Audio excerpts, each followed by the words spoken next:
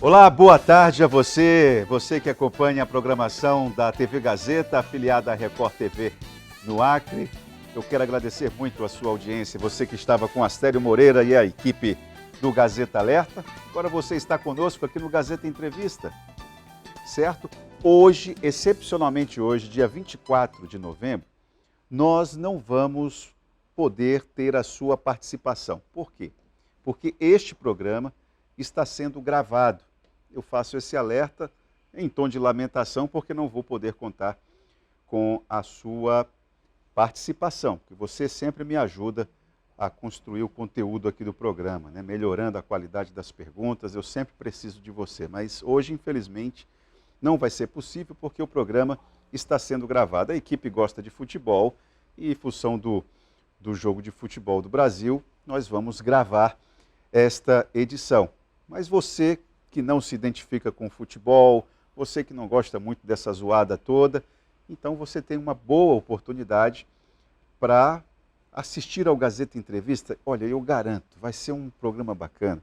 Esse programa de hoje, praticamente ele todo está sendo dedicado ao tema educação, que nós vamos conversar com o professor Emerson Nascimento, ele que é matemático, professor de matemática, e no terceiro bloco vamos conversar com a professora Raquel Nascerala, ela que é coordenadora do Departamento de Inovação da Secretaria de Estado de Educação, vem falar a respeito do Viver Ciência Acre.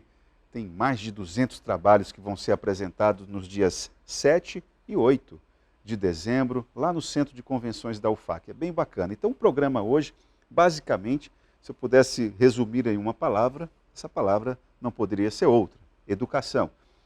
Com o Emerson, vamos falar sobre educação financeira. Aos poucos, a educação na iniciativa privada está despertando para esse conceito de educação financeira. O Senai também, na escola do Senai, já tem alguma experiência ali na área de educação financeira, empreendedorismo, ali orientando os curuminzinhos a gerenciar o dinheiro que eles têm ali, que eles conseguem na venda das plantas que eles mesmos plantam. A coisa é boa. Então, assim, a criança tem acesso a todo o ciclo do dinheiro, não é? Isso vai formando um ser humano, um adulto, que tem melhor manejo do dinheiro. A ideia de que o dinheiro que precisa trabalhar para você, e não o contrário, né? Se não cresce aí um adulto, vai ser jornalista, aí lascou. Antes de eu chamar o professor Emerson, eu tenho um recado para você que me assiste. Eu vou falar sobre uma oportunidade para você sair do aluguel.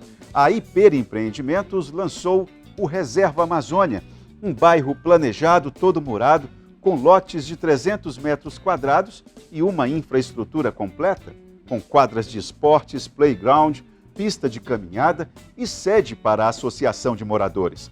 Pronto para construir com um novo conceito de moradia, possuindo um sistema de autogestão semelhante a um condomínio fechado, com monitoramento 24 horas. Sem falar na excelente localização, fica ali bem próximo à sede da Polícia Federal. Aperta o piloto aí, Lala.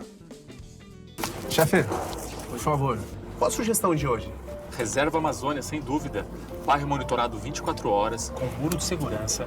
E para harmonizar, o investimento é a metade de morar em condomínio e quem cuida é a associação de proprietários. Uau! Inovador, hein? Tá, mas e o ponto? O ponto é o melhor, do ladinho da van. Amor, eu amei esse Reserva Amazônia. IP. Viver bem e com segurança só no Reserva Amazônia. Bom, aproveite essa oportunidade e adquira agora mesmo o seu lote. Mais informações pelo telefone 3214 1000, 3214 1000. Hiper Empreendimentos, há mais de 40 anos, realizando sonhos. Muito bem, muito bem, muito bem. Vamos aqui, eu estou aqui cutucando aqui um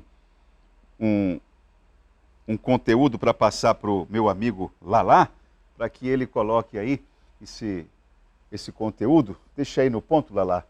Eu quero aqui dar os cumprimentos ao professor Emerson. Professor, boa tarde, seja bem-vindo ao Gazeta Entrevista. Eu quero já iniciar o seguinte, professor, você é matemático e tem muita gente que tem inveja de quem tem a cabeça matemática. É preciso ser um matemático para poder ser uma pessoa que lida bem com a questão da educação financeira? Não necessariamente, nesse caso aí. Até porque a gente consegue ver que a gente ainda percebe que tem os idosos que conseguem pegar o dinheiro e tem no saquinho, para cada conta ele separa. Nós estamos dessa época ainda. É mesmo? Cada saquinho ele tem um papelzinho que ele guarda, não que ele domine a matemática, mas ele sabe que aquilo é uma obrigação que ele tem que cumprir. Então ele tem aquela educação de pagar aquela dívida e guardar aquele dinheiro para não gastar, que é o princípio de uma educação financeira que hoje é necessário, principalmente para as nossas crianças e adolescentes. Bom, então vamos lá. Eu acho que eu comecei errado essa conversa, mas vamos tentar partir de um princípio. Essa ideia, esse conceito de educação financeira, como é que nós adultos podemos iniciar uma geração que valorize essa ideia? Principalmente na questão da importância do valor percebido e da quantia daquilo que o objeto que a criança quer. Um exemplo, o pai hoje dá uma mesada e a criança tem que, se ele conseguir organizar atividades e atribuições para a qual essa mesada pode ser direcionada, ele vai começar a entender que aquilo, em vez de gastar a criança e o adolescente, ele pode poupar para comprar algo que ele deseje, mas desde que ele perceba o valor percebido por aquilo. O que é valor percebido? Aquilo que é bom para ele.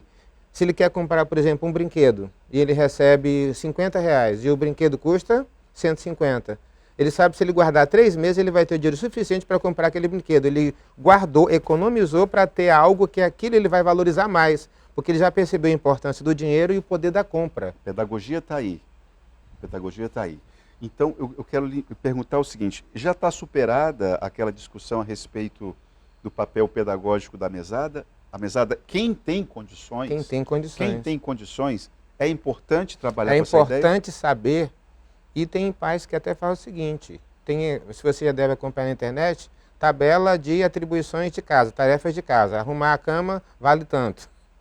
Isso é válido? Isso é válido. Isso é válido. Porque tem o seguinte, não que você esteja comprando, mas ele sabe que ele vai ter atribuições assalariadas futuramente.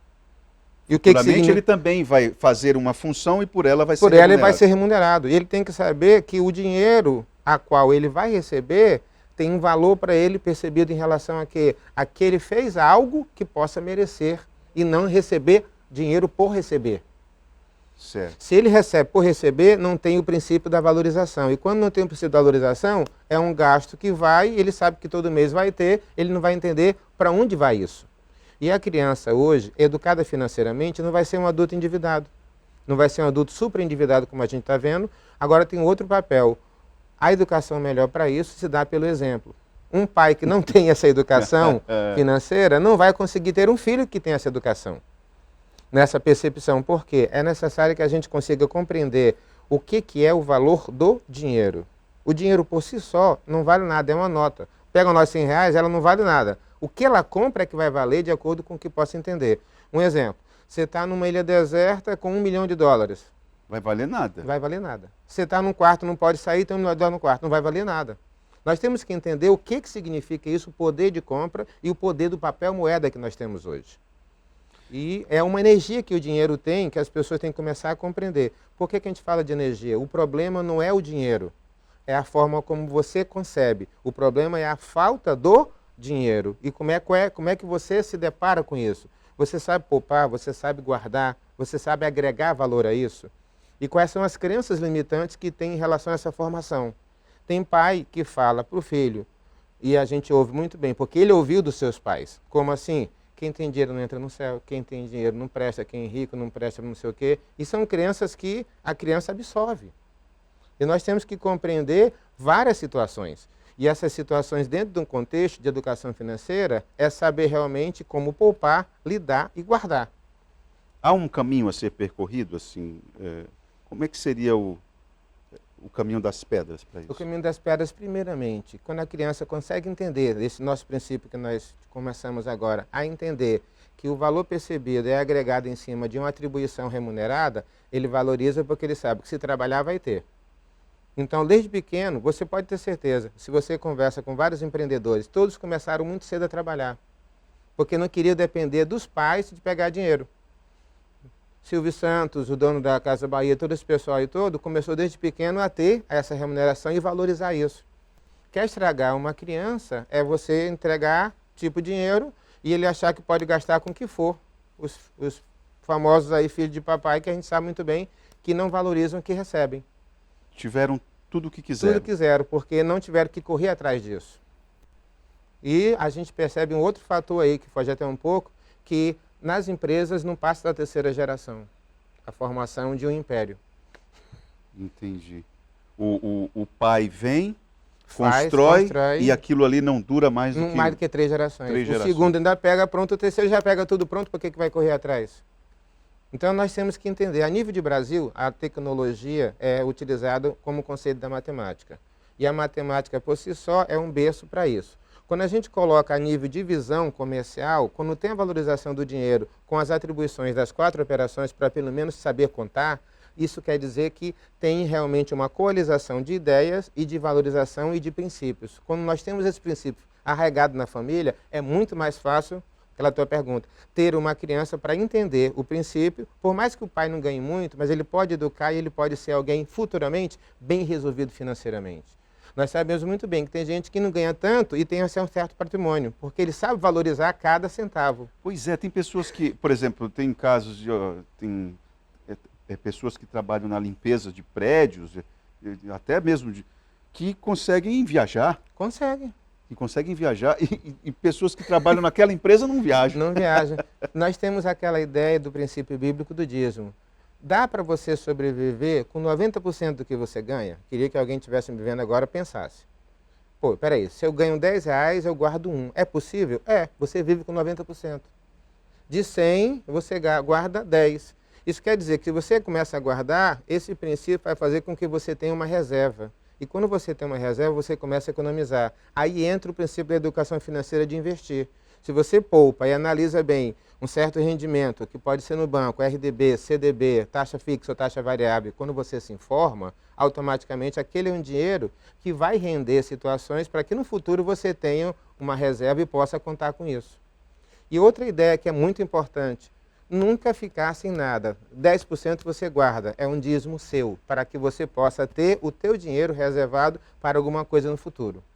Independente de doença ou algum projeto específico, uma Isso, viagem... é importante que você tenha. E outra coisa, de cada 100%, você tira um percentual para você, para a tua reserva e para as coisas. Você tem que ter isso tipo numa planilha Excel, organizado do que você ganha. É o saquinho do tio lá, né? É o né? saquinho do tio lá. E outra coisa, é como se você guardasse aquilo não tem, aquilo não existe. É como se estivesse lá em Cruzeiro do Sul e tu não pudesse ir. Está guardado numa casa que você tem a chave, mas não dá para ir. É pensar em algo que é seu, mas não pode ser usado agora.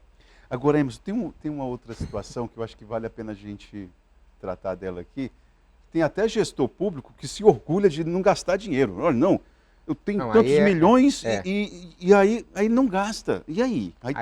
Aí volta para a fonte de onde veio e não é utilizado como deveria, porque tem que prestar contas pela LRF, que a gente sabe muito bem, e se ele realmente aplicar como tem que ser com a parte técnica operacional, pode até aumentar essa fonte em relação a ter. Pois é, o que eu quero dizer a gente precisa dar uma finalidade ao dinheiro também, né? Senão... Tem que ter uma finalidade, porque ele tem que realizar sonhos se você se planejar para isso. Você não planeja fracassar, mas você fracassa por falta do planejamento. Opa, é isso. Bom raciocínio, é isso mesmo. Então, e tudo na vida hoje precisa ter um planejamento prévio, porque nada acontece por acaso. Então nós temos que ter noção acerca das nossas responsabilidades e atividades. Principalmente se você exerce uma atividade remunerada. Você tem que realmente saber que o primeiro princípio é nunca gastar mais do que você ganha. Opa, esse aí também. Essa aí é outra regrinha danada. Ô Emerson, nós vamos fazer um intervalo agora. E eu queria voltar falando a respeito da educação financeira, ver se as escolas estão compreendendo isso, como é que está esse cenário. E aí a gente já coloca a educação formal aqui no debate. Estamos conversando com o matemático, o professor de matemática, Emerson aqui no Gazeta Entrevista. Eu já queria voltar com um link. Tem um link aí que já está no ponto. Queria que o professor explicasse o que tem aí. Vamos para o intervalo e já voltamos.